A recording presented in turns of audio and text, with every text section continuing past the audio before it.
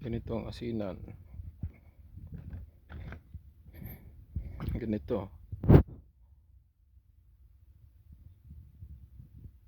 Ganyan kalawak ang asinan dito sa Korea. Yan. Magpo-force branch ng asin.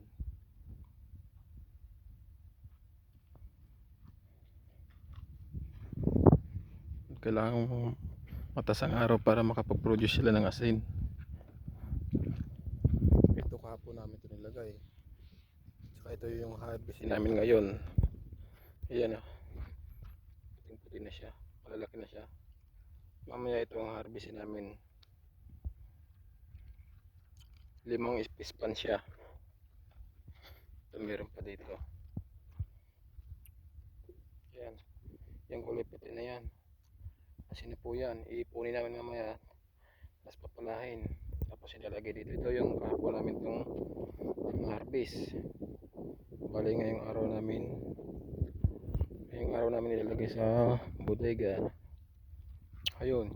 Yung bodega na yun. Ito. Ayan.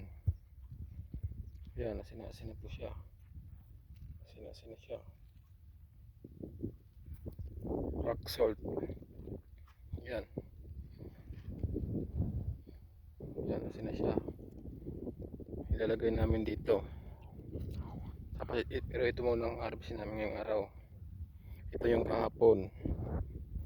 Ito yung kahapon.